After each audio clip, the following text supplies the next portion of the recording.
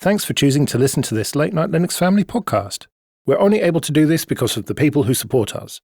None of our shows are paywalled, but our Patreon supporters can get most episodes early and never hear any ads. Learn more at latenightlinux.com/support or support us by telling a friend or colleague about everything we do.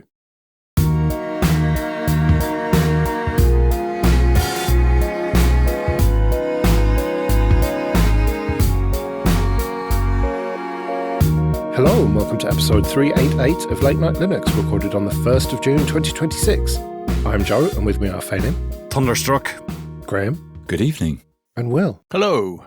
Yeah, let's hope the thunderstorm doesn't knock out your internet connection and electricity, Phelim. I'm double UPS'd. I'm perfectly fine, and the cat has not been pissed off, so there should be no urine in them, either of them. Okay, good. And it's good to have you back, Will and Graham. It's nice to be back. Did you miss us? Yes, but Andy filled in admirably in your absence. Thank you, Andy. Yeah, we moaned a lot about the thing that we're not allowed to talk about. I was a bit get really hurt there, because I thought, well, I came back from Canonical Summit too. I mean, why am I not getting welcome back? But, oh yeah, they were away. Okay, now I get it. Yes. The Steam Deck was briefly back in stock, sold out immediately, but the prices have gone through the roof, to the point where the Steam Deck OLED 512GB version now starts at $789. Jesus. Or 650 quid, or 780 euros.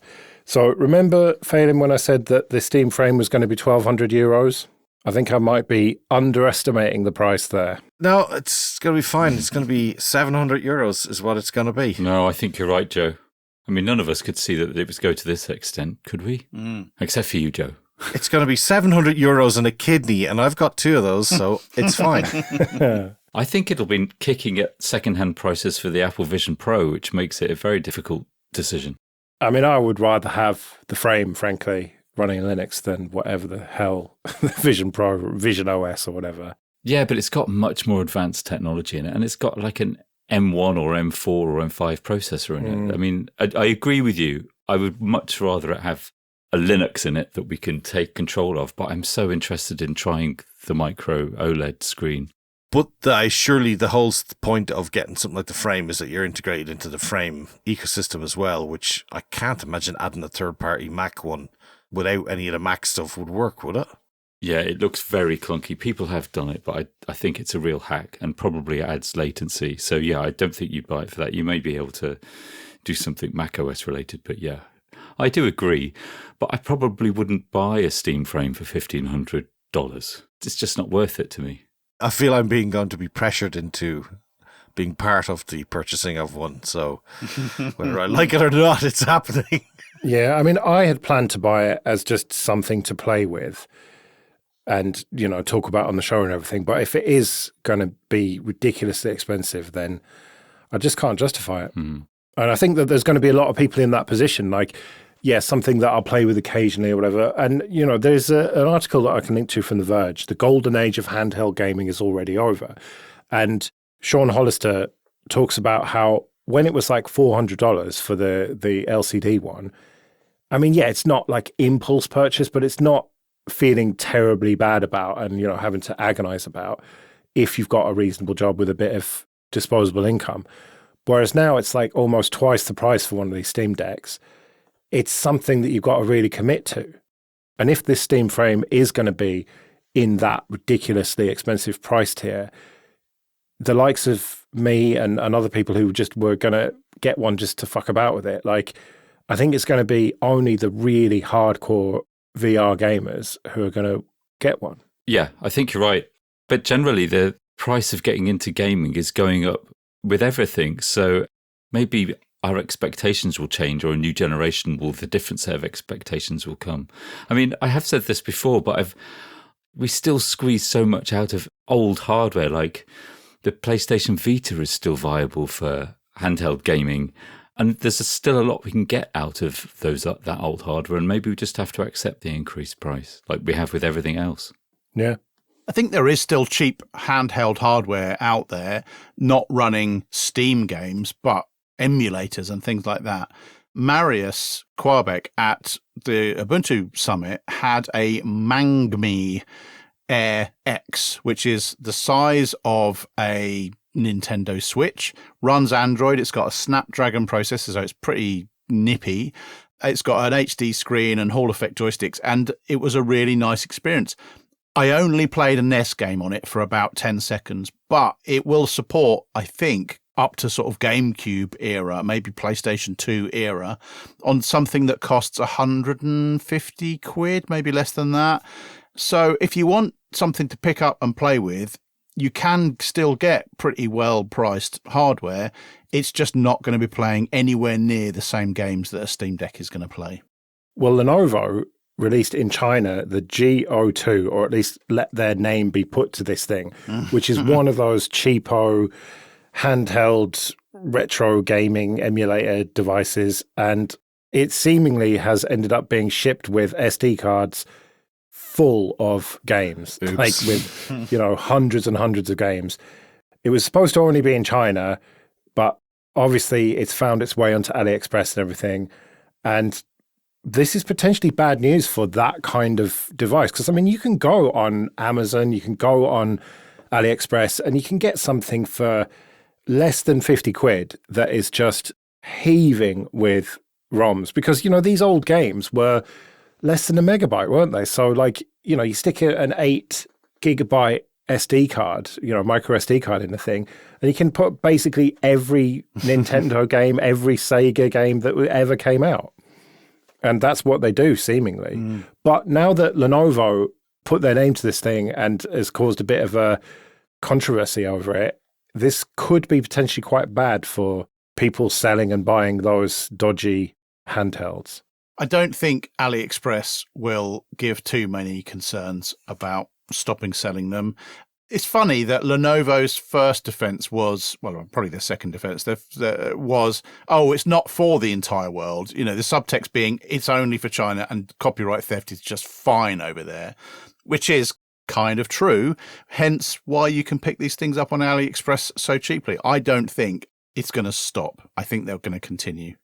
Well, if anybody out there has got a recommendation for something that is dirt cheap, I don't want something that is good, but something as cheap as possible, ideally not in the Game Boy form factor, but more in the Game Gear form factor, where the controllers, more like a Steam Deck, basically, the controllers by the sides of it, but one that I can actually put my own ROMs on, because the very cheap ones, and I'm talking 15 quid off AliExpress, they come preloaded with loads of games, but they tend to be Nintendo games. And I was much more of a Sega kid, basically. So ideally, I want something I can load my own ROMs on. So if anyone out there has got a recommendation for, seriously, that kind of price, I don't want to spend a lot on this, just a toy for 15, 20 quid. I don't know if that's even possible, but I'm willing to get it off AliExpress. So do write into a show at latenightlinux.com if you've got any recommendations. You can get a PAL Kiddie, which runs Rocknex Linux, for about $65. I don't want to spend that much, though. I don't know if it is possible to get one, because, I've seen these ones for 13, 14 quid, but I don't know, is it just stuck with the games that it's got and that's it? Is it just like Mario and whatnot and all the Nintendo games?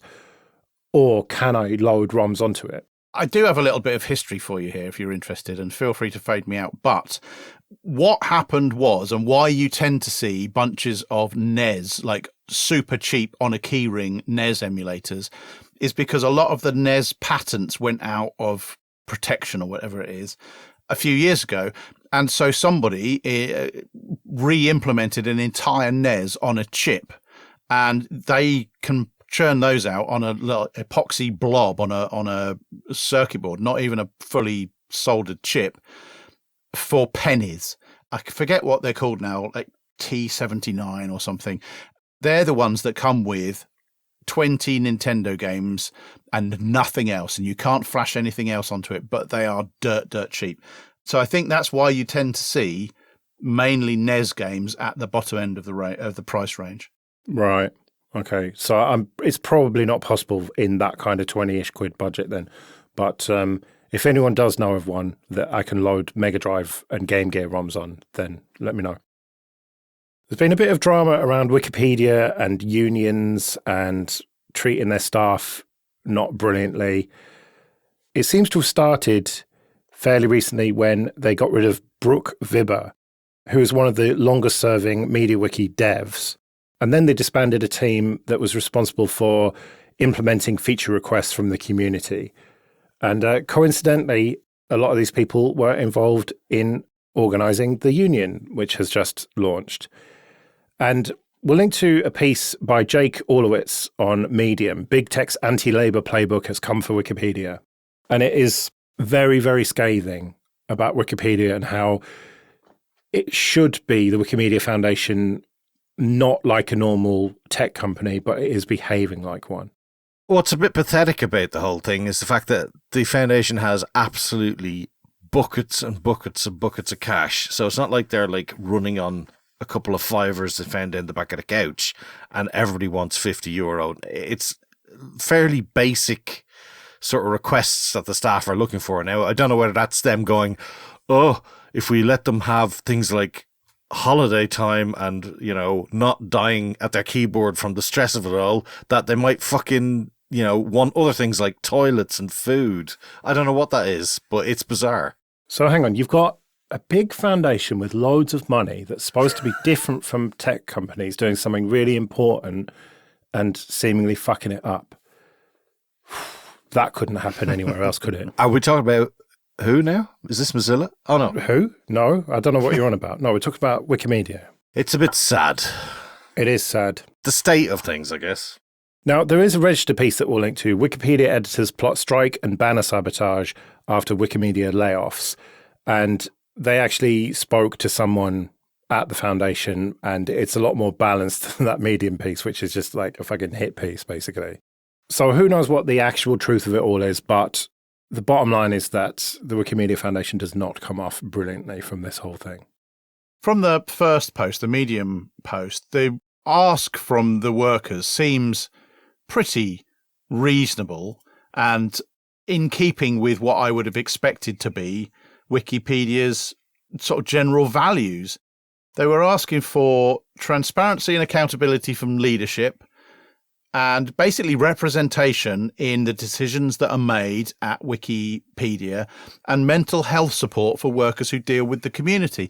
That all seems, you know, pretty reasonable, but it's just disappointing that Wikipedia, who I have talked about here on a number of occasions and how I think it's the right thing to do to support them, and I still believe that is true, but to hear that they are being run more and more like a corporate is disappointing. Yeah, I mean, me and Graham talked to Molly White about this ages ago, about the importance of Wikipedia in this like increasingly polarized post-truth bullshit world where all media has got a political slant to it. And we got a lot of criticism at the time from people saying like, oh, Wikipedia's got clear political slant for this way and the other, and seemingly like both ways on every topic. So that generally tells me that they're probably doing something right. But, you know, the idea of it being a resource where you have to like have citations and stuff like that, it seems like a very important resource to me. And you would hope that it would be run in a different way to fucking Apple and Nvidia and Microsoft. But seemingly it's leaning more and more towards that big tech way of doing things. I think we need to talk about Bambu, the 3D printer company. There's been a bit of a controversy surrounding them for a while, and it seems to have come to a head recently. Graham, you know about 3D printers. Can you explain this? Well, a little bit. I've kind of avoided Bambu because they were really high quality and very cheap, so I always wondered what the catch was. But yes, over the last few months, they've done a few things which any printer owner will immediately recognize in that they've required people to be able to log in, authenticate themselves to be able to print things on their own printers at home without any network. And the slicer they use, the piece of software that basically generates the instructions for the printer to follow, which is a fork of Prusa's Prusa Slicer, which is a fork of the old open source project called Slicer. Somebody wanted to backport some of the newer features behind, I guess you could say, the login paywall to the old pre-paywall version of their slicer, and immediately got jumped on and was legally challenged by Bambu, and the community has got up in arms about this, quite rightly, about this may be the final straw in Bambu's kind of attempt to, I don't know what, enshittify itself. I don't know if that's liable or not, but that seems to be the way they're going. And so you've got a lot of people backing up this developer and saying that, you've got these big YouTubers, whatever, that'll put up 10 grand, whatever, to fight the legal battle. And you've got Software Conservancy have done a similar fork. Oh, yeah, because that we forgot to mention, as part of the whole thing, as soon as the threats came down, he deleted it off GitHub in quite a passive-aggressive way, but nevertheless, he deleted it. But now Conservancy have basically put up their own version, and everyone seems to be forking it and saying, come at me, bro, basically, to Bambu. And now is the time, I think, to resist these kind of changes, because you can still buy ordinary 2D printers that don't chain you to log in, but they're few and far between, and you have to be very careful. And we can't let that happen to 3D printing. You have printers that you have to log into to use. Are you actually being serious? Take out a subscription to the official print cartridges. That's even worse. It won't be long before people have to subscribe to Filament. Well, my brother printer, when I bought that on everyone's advice, and it's been brilliant, by the way, it's like an all-in-one printer scanner. When I first bought that, it was like, oh, free trial to this, that, and the other. I was like, nope, not connecting you to the network. I'll USB you, thank you very much. And so I just literally have a laptop next to it that I plug in, and it works fine. But yeah, a lot of printing is kind of going that way. And you're right, Graham, we can't let that happen to 3D printing, which I now have an interest in, finally, thanks to listener Graham, not this one, who posted in the OggCamp public group saying, I've got a Creality or Creality, whatever it's called, Ender 5. Does anyone want it? And I said, yes, please. And Graham was very accommodating of my sleep schedule. I drove down there at I think I got there about 11:30 at night or something. And we were just whispering outside his house and everything. Anyway, so he gave me this printer. I've not had time to do much with it apart from just put it on a table and look at it. And I'm very excited to get going with it. But I need to get some filament for it. And I've no idea. I had a quick look on Amazon and I'm just completely bamboozled and baffled. Graham, please advise me. What should I get? It only does one color at a time, so I should just get one color filament, I think. But I don't know. How much should I be paying? Should I be paying 10 quid or 50 quid for a spool of filament? I'd pay about £10, but it did take me a while to find one that worked reliably. I'm not sure if that's the case anymore because I keep buying the same brand, but it's definitely one of the cheaper ones. I think this is still the case, but you have to experiment. For example, most people use PLA filament, which is supposed to be the easiest to use and the most flexible, also the cheapest, and I think it's biodegradable. But I could never get a good print with PLA. On my printer, PETG, which is a much tougher filament to deal with, produces much tougher models, just seems to work much better on my printer. So I'm really not sure what that's about, but I think you've got to be prepared to maybe get a few, I don't know if you can get little trial packs of different filaments, try them out and see which do the little benchy on your new printer. Right. Okay. Because I have actually got a modest, but I think realistic first goal for this. So what I want to print is, I think I need 2 or 3 bridge pins for an acoustic guitar. Now, you can get 12 of them for 6 quid off Amazon. So this is not going to be economically viable, but I thought it would be a good idea. So what that is basically a little plug. Imagine a plastic nail that's maybe twice as thick as a nail, and you basically shove your string into the bridge and then stuff this pin down on top of it, and it keeps it in place. And I found, a quick search found, the relevant files to print it. So I think that is a realistic first goal. Nothing too complicated, but something that is actually going to be useful to me. Do you have safety goggles?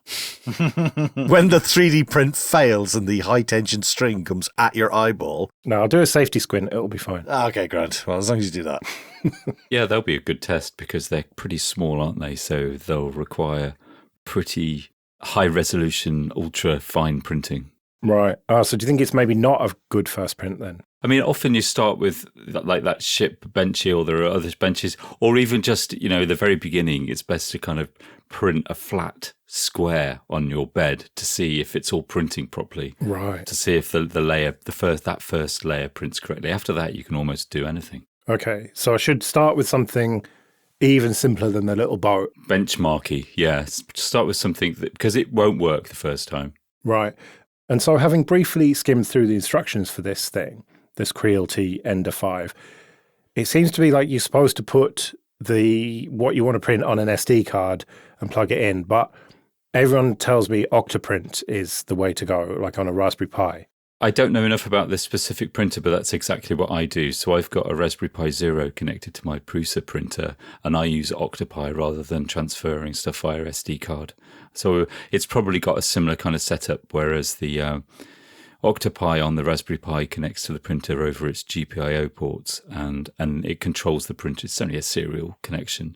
It controls the printer that way. Oh, so I can't do it via USB then? You might be able to. It could be down to the printer. I don't know. I think Graham mentioned that I could do it that way. Right. I mean, that would be a much more modern. Mine's pretty old now. So yeah, that makes sense. But you see, Octoprint is not only manages the prints, it's also a slicer if you want it to be. So you don't have to be the slicer software we were talking about previously. Right. You could just load your STL model onto Octoprint and then send it to the printer directly. Okay.